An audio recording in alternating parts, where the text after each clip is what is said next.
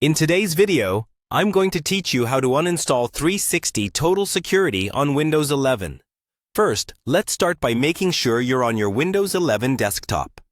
If you have a lot of windows open, you can quickly minimize everything by clicking the small area on the far right side of the taskbar. Once you're on the desktop, we're going to open the Settings app, which is where you can remove programs safely. To open Settings, click the Start button on your taskbar. Then select the Settings icon. If you don't see it right away, you can simply type Settings in the search bar and click on the result that appears. Once Settings opens, look at the menu on the left and click on Apps.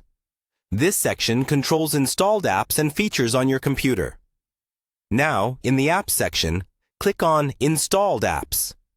This will show you a list of all programs currently installed on your PC. The list might be long, so to make things easier, go to the search box within this page and type 360 Total Security.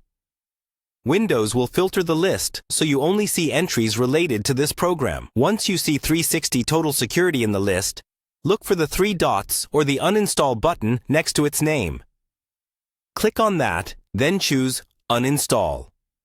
Windows will usually ask you to confirm that you really want to remove the app, so go ahead and confirm. After that, the 360 Total Security Uninstaller window should appear. In the Uninstaller, follow the prompts that appear on screen. Typically, you'll need to click Next or Uninstall, and you may be asked whether you want to keep any user data or settings. If you're sure you don't need anything from the program, you can choose to remove everything. Give it a moment while Windows and the Uninstaller do their work. This can take a little time, depending on your system. When the uninstallation is complete, you may be prompted to restart your computer. If you are, it's a good idea to save any open work and then allow Windows to restart, so all changes are fully applied. After your PC starts back up, you can return to the installed apps list in Settings and search again for 360 Total Security to make sure it's gone.